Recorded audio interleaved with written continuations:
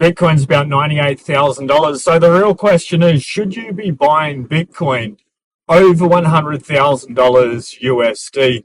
Here in Australia, it's about $151,000 today. Not sure when you're watching this video, but we're halfway through all the 3 weeks into November, going into Christmas. So a couple of things. The TLDR is yes, you should. Obviously, this video is not financial advice, but I just want to discuss why I believe it's such a good idea still to be buying Bitcoin, even at record high prices, which Bitcoin is. It's never been this high in human history. Oh, it's been $99,658. That happened 2 days ago. But aside from that, throughout Bitcoin's entire history, it's never been that high. So why do I think it's a good idea to keep buying? There's two cohorts of people that have been here for a while, they've been buying, they've been stacking, and they've been chilling. And then there's new people that are just coming in because they're hearing about Bitcoin, and that may be you watching. Welcome, g'day. Bitcoin is a very exciting journey to go on. It is number go up technology. You do get incredibly wealthy in a very short period of time, but it's also freedom technology. There is something fundamentally different about Bitcoin, and that's why it has gone to a $1.98 trillion market cap, and why it's going to keep going. Gold's at about $14 trillion. Bitcoin's going to overtake that. That's the 7x from here. That'll put each Bitcoin roughly at about $660,000 per coin.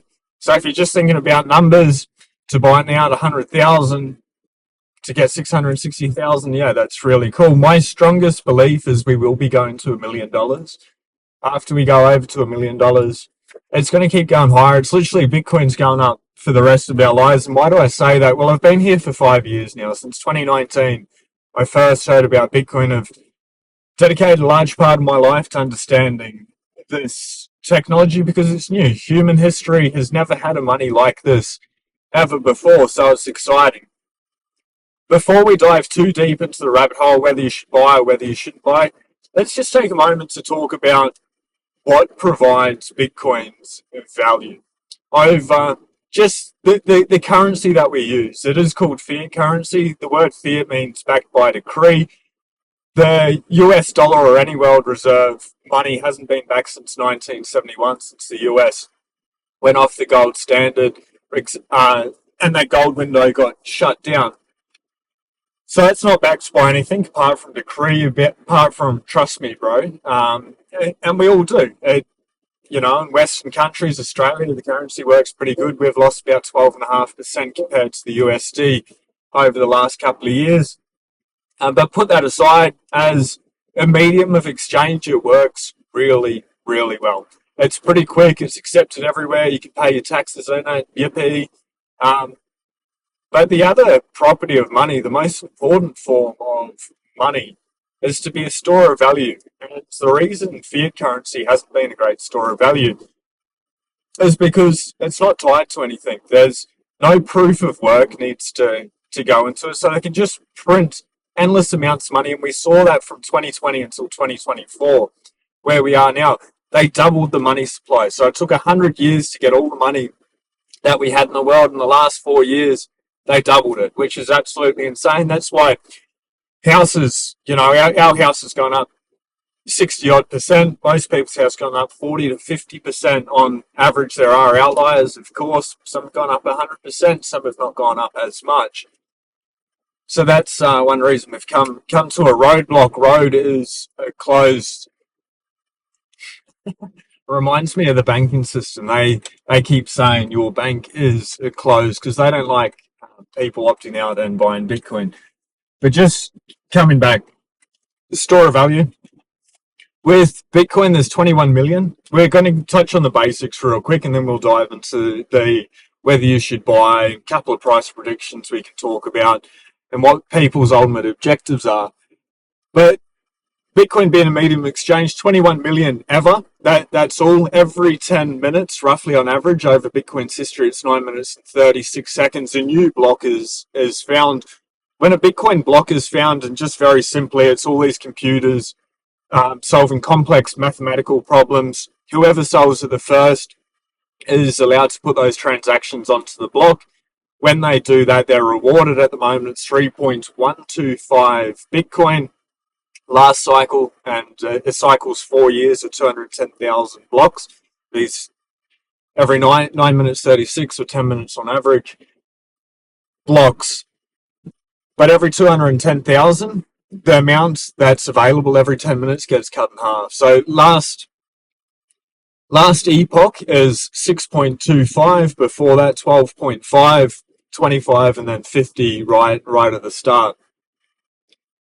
So that's why every 4 years, like, Bitcoin will go sideways, it'll pump up after the halving happens, come back down, go sideways for a couple of years. Usually when it comes back down higher than where it was last cycle, goes away, halving happens, and it pumps. That's a very simplistic way to be able to describe it. Bitcoin did get an all-time high this year before the halving took place, and a lot of that was due to BlackRock, Wall Street, the ETFs, the Bitcoin ETF, and we'll talk about that in a moment as well, because the best capital allocator in the world is saying Bitcoin is this flight to quality. But back to the store of value. 21 million every roughly 10 minutes, new blocks created, 3.125 Bitcoin come out at each block. But once you hit the 21 million, that's it. It's rumored that 5 to 6 million coins are lost forever. So that leaves us with about 15 million Bitcoin. A little bit of food for thought. There's about 61 or 66 million millionaires in the world, or thereabouts, over 60,000. There's only 21 million Bitcoin. So every millionaire in the world wouldn't be able to get one Bitcoin. When people think about medium of exchange, they're happy to use fiat currency. But when they think of store of value, the rich, the wealthy, they've woken up and they understand that saving cash is absolute trash. They need to put it into hard assets. So that's why house prices, not only are they useful, houses to be able to live in, but a lot of people are using houses to be able to store their wealth. Or some people land bank, other people buy gold, silver, collectible cars, fine art, fine wine, scotch, whiskey, and diamonds to a certain extent, even though there's endless amounts of diamonds and they're not as scarce as people think they are. But that's the simplistic way. People are finding rare things to be able to store or use as a store of value. Now we've got something that was engineered, which is Bitcoin, to be the best form of money that human history has ever known, that has ever experienced. It was engineered that way. So it was made, Bitcoin was made by design to be the best money that human history has ever come across, and it's worked out real well. It's scarce. You can't make any more of it without putting in the proof of work. When we get, it's like the year 2140 when the last block will ever be mined. No more Bitcoin will come out. People will only get incentivized to mine or protect the Bitcoin network through the fees. That's a more deeper, nuanced conversation. But there are structures in place for 120 years' time that'll allow Bitcoin to keep going. So it's not something that needs to be worried about. People like Michael Dunworth have sent Bitcoin into the future, published the password to be able to unlock it at that time, but not before as well, to be able to kill that argument. So that's one thing. It's scarce. The second thing is it requires proof of work to be able to create those Bitcoin, to be able to solve a block. As I was saying before, all these computer programs are trying, well, they're called miners. They use ASICs, application-specific integrated circuit boards, and they're just solving this problem over and over and over again. And as they're doing that, whoever wins it, they win that block. Using the computer to crunch those numbers requires an input of energy. Now, energy, electricity, it's not free. Bitcoin miners will go to places where there are stranded energy so they can help stabilize grids, make energy cheaper. But ultimately, they are going to go to the source where the energy is already fairly cheap.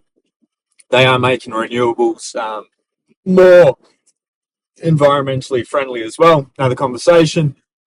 Point is, you can't make something for nothing. That's not how the real world works. Yes, that's how fiat works. They just push a button and they double the money supply, or they just keep pushing it and you get that result. It's just a little bit too easy. That money goes to the quintillionaires. It's called the quintillionaire effect. Those closest to the money printer win. Coming back to the electricity. So using all this energy, it's got a real cost associated with it. Mining is a very cutthroat business in a way. There's very small margins. So if Bitcoin price stays low for a certain amount of time, miners will shut off if they don't have a strong business model, if they're not getting the energy cheap enough. They're going to have to start selling the Bitcoin. But those who have very cheap electricity or a good business model, they've been saving their Bitcoin, can continue doing it. They're going to keep getting rewarded. And you'll see, it's called the hash rate. It fluctuates. It goes up and down. Nothing to be too concerned about getting straight into it. I just wanted to give a quick overview. It costs energy. Energy costs money to be able to mine. You can't make any more than 21 million. Compare that to fiat, costs very little, if nothing, to be able to make more of, especially now that they're getting rid of cash more and more and more. And they just need to be able to print. Push a button and they can add trillions and trillions of dollars to it. So price, should you be buying it now at $100,000, over $100,000, under $100,000? My advice, again, not financial advice, my beliefs for me, anything under $100,000 is a bargain. I am truly convinced that Bitcoin's going to $1 million. People are like, that's impossible. They said the same thing, unfortunately, about Bitcoin when it was at $1,000. And now it's nearing on 100,000. They just said, no, never going to happen. Peter Schiff, one of the most famous Bitcoin critics, massive gold bug, understands the problem, and unfortunately doesn't understand Bitcoin. So he continues to come out with this rhetoric against Bitcoin, why it has no value, and why it's never going to go to 100,000. Unfortunately, it has and it will, and the same thing's going to happen with the million, simply because they're going to print more money. As they print more money, people are going to look for a store of value. Houses that have worked okay, gold, yeah, like that's fine. 2,000 years ago, 1 ounce of gold could buy you a fine suit. Present day, 1 ounce of gold can buy you a fine suit. And I do think gold, silver, they're going to keep going up. House price in different areas is going to keep going up. But as people become more and more aware, go down the path, and it's not a quick 5-minute conversation, unfortunately, studying Bitcoin. It's going to take 100 hours of research, really good books, Bitcoin Evangelism, Parallel, Biz for Bitcoin, the Bitcoin Standard. They're 4 books to be able to get you started. You can comment below if you want any more book recommendations, or let us know what books you have read. I believe read the books or eat the bugs. Another rabbit hole to go down with the World Economic Forum.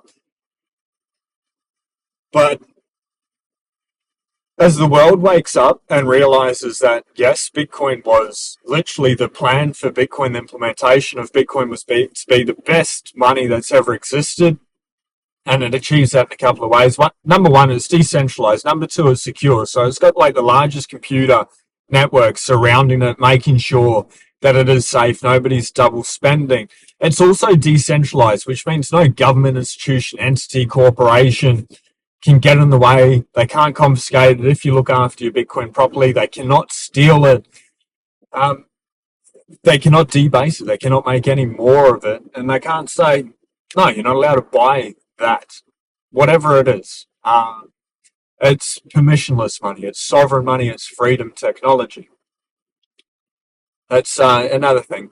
So it was made with all these properties, best form of money. As the world wakes up that Bitcoin is the superior store of value, it's only at a $1.98 trillion market cap. It is, approaching gold, and then it's going to take on the $900 trillion monetary network worldwide. They're going to realize that this is going up forever. It is scarce. Humans, they like things that are scarce. They're limited. They're rare. Like that guy that taped a banana to a wall and called it art, sold it for $6.3 million. People are using things like that for a store of value.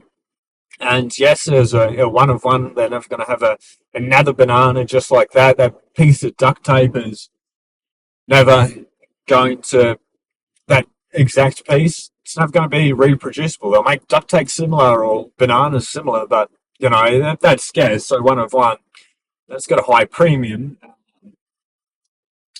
It's probably not a good example because it's just such nonsense, but it's a true story. It happened last week. I believe Justin's son bought it.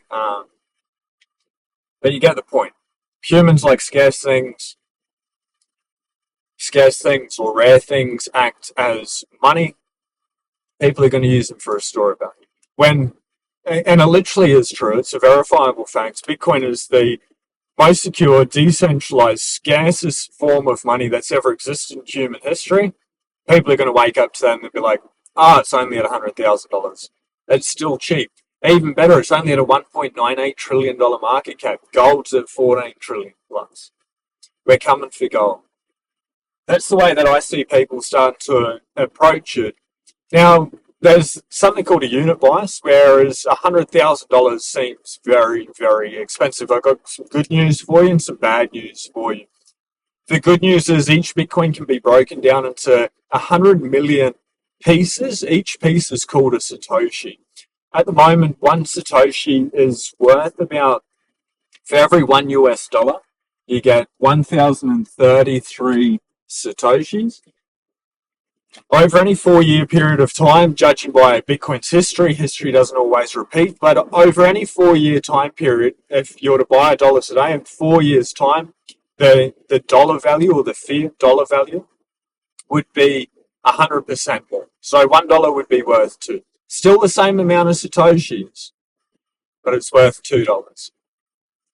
The next one after that's like 200%, and then like 420% over a 4-year period. So coming in, it's $100,000. You can buy $5, $10, $1,000, $10,000, $10 million, $1 billion worth. Michael Saylor at the moment buying at least $3 billion over the weekend. Some rumors as high as 8 to 10 billion this weekend, time of recording. Last week he bought $4 billion, the week before $2 billion. So there's sort of really no limit. If you were to deploy like a $1 trillion straight away, that would shake the price around a little bit. But I think everyone watching this, we don't need to be too worried about that at this stage. Unless there's any trillionaires out there, my ex is below if you want to say good day. I'd love to be able to have a conversation with the world's first trillionaire. Every 4 years it doubles, so that's the good news. It doesn't really matter when you get in. It's still a good time to buy if you're thinking 4 years plus. If you're thinking short term, unfortunately, I can't help you on that. That's entirely up to you. I'm here. I just use Bitcoin as savings. I know it's the best form of money that's ever existed, so I save in that. Savings, I'm young. Fiat do pretty well, so we use that for spending. Anything left over goes into Bitcoin just to be able to hold on to for the long term, a rainy day. That's what savings are for. And I know if I hold it for just 4 years, it's going to be worth at least double, if not more. Let me just do a Yui. What a grand and glorious day. It's just absolutely beautiful. It was pissing down rain earlier. Oh, cows. Just think it's steak. I had steak for lunch anyway. We'll get out here and we'll carry on with the rib.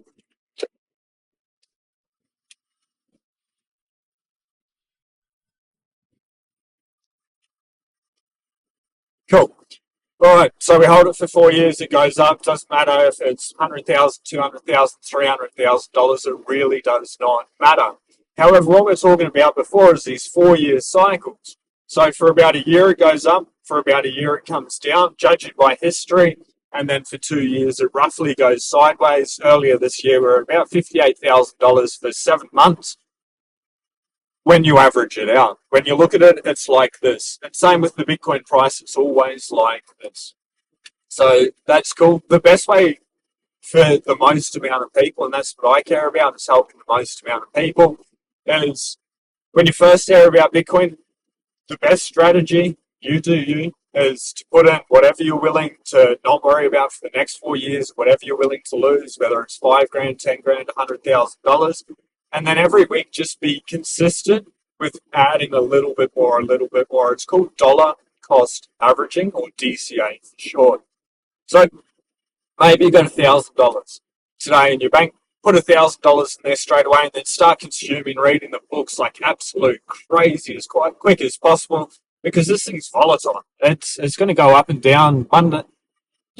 Last week we saw a $10,000 day here in Australia. We've had 2 of them this year. up. We've also had one $10,000 day to the downside, but the cycle is going to pump 10, 20, $30,000 up, but it's also going to dump that as well. So without reading the book, storing that knowledge, you can get shaken out. If you get shaken out, say it goes to $150,000, the cycle's super easy. And people would say if that's the top, that's very bearish. It should be much higher. Some people calling for 300,000, 180,000, 500,000, a million, $2 to $3 million this cycle. So over the next 4 years, or 3 years really, from the halving earlier this year.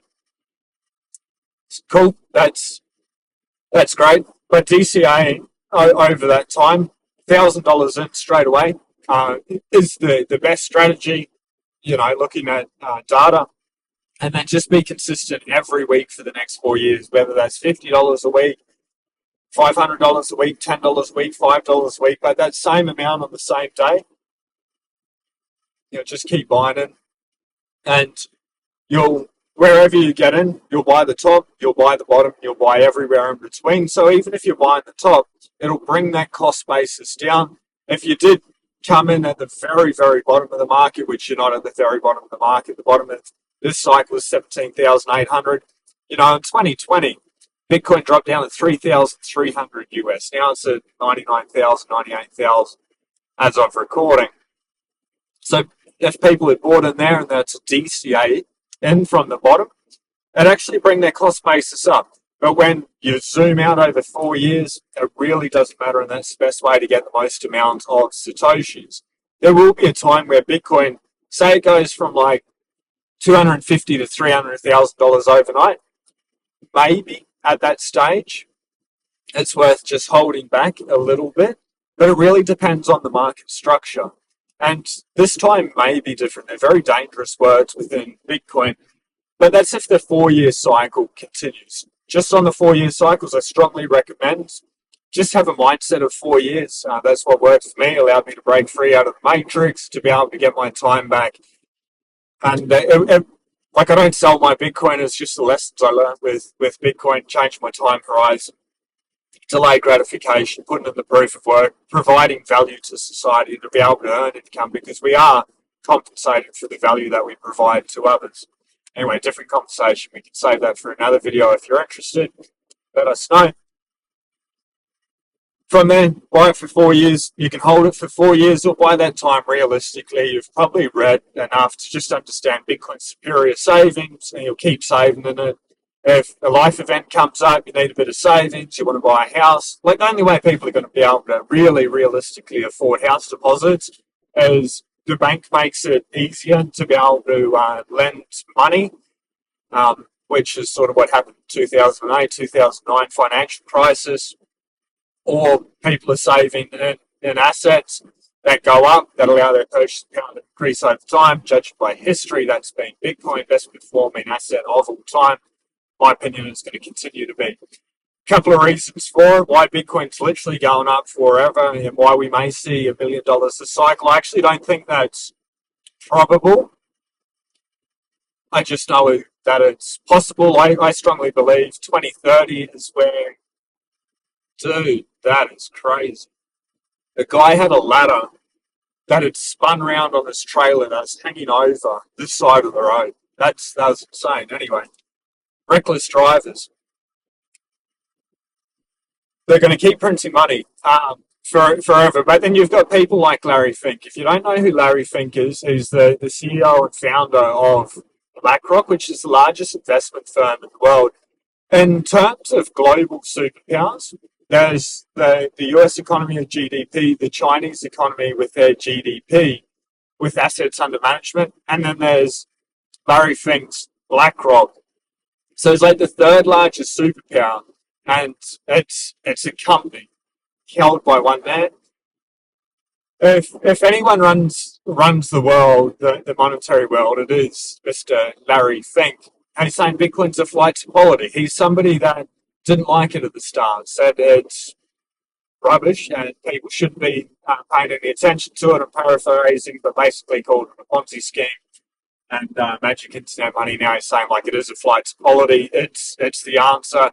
Very concerned about the US debt, which is at $36 trillion and counting. Goes up by like $1 million, I don't know, every 20, 30 seconds. We're watching it this morning, which is absolutely insane.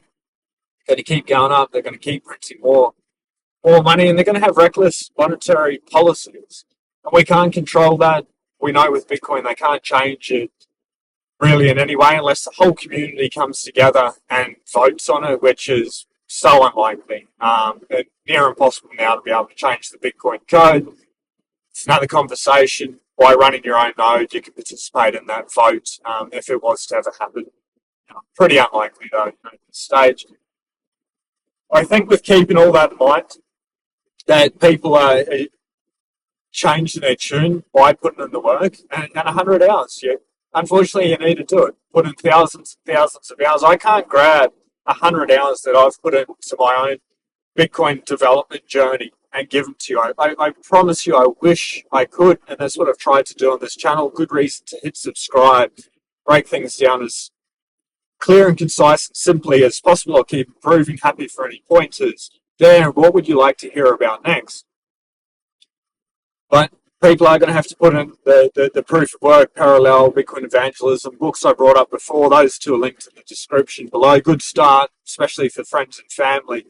Just read as much as possible. Understand it's the scarcest form of money that's ever existed. It's only at a $1.98 trillion market cap. All the money in the world, it's $900 trillion.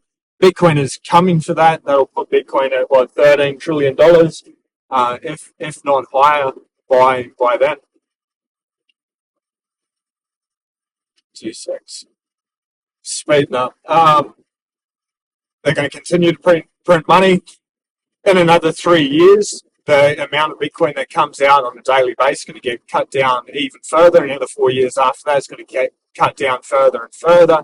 The year 2032, the amount of Bitcoin that comes out every block, so roughly every 10 minutes, is going to drop to under 1. The inflation rate of Bitcoin's already half that of gold, which is pretty exciting. Gold's been a great store of value, but it's inflated about 2% per year plus. Bitcoin's about 1% a year at the moment. It's going to continue to get cut in half. The $100,000 Bitcoin price, really it's irrelevant. One Bitcoin's one Bitcoin. If you can own one Bitcoin, it's going to put you in. It's going to make you the new financial elite. Let's just be honest. These are my thoughts. But anyone that can get to one Bitcoin, like, well done. I understand most people watching this are totally priced out. Unfortunately, I promise it's not the first time you've heard about Bitcoin. If it is, let me know where in the world you are. But if you heard about Bitcoin, you have heard about Bitcoin before.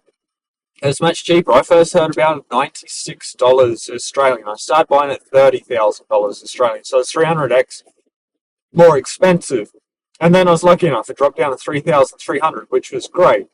However, that moved from 3,300 all the way up to 69, back down to 17,800, back up to $98,000 US. I've been buying it, all of it, every single week. I just buy, I stack, and I chill, because Bitcoin is that money, and there's so many people doing it. Michael Saylor, he's the founder of MicroStrategy's board member now. He was the CEO. Through MicroStrategy, 2 weeks ago, $2 billion. 1 week ago, $4 billion he bought. And this week at all-time highs, over this week, and he's bought at least $3 billion, if not more. Tomorrow when he wakes up, as this video is going live, I dare say, from filming now over the next 12 to 36 hours, Bitcoin is going to go above 100,000 simply because Saylor's announcing that he has done it. He's just stuck behind slow cars. The joys. It wasn't quick enough. Anyway, he's going to continue to keep buying, and he's famously said people that save fiat, we call them poor. And unfortunately, he's not trying to be mean. It's just that if you're saving in fiat dollars, every time they print more, they debase it. So if you had $100 4 years ago, it's still a $100 note, but it's only buying you $50,000 worth of things here in Australia, or even less, because we lost 12.5% against the United States dollar. So they're basically the reasons why I think it's a good idea. They're going to print money forever. We're only at a $1.98 trillion market cap. The $100,000 is really irrelevant. One Bitcoin is one Bitcoin. One Satoshi is one Satoshi.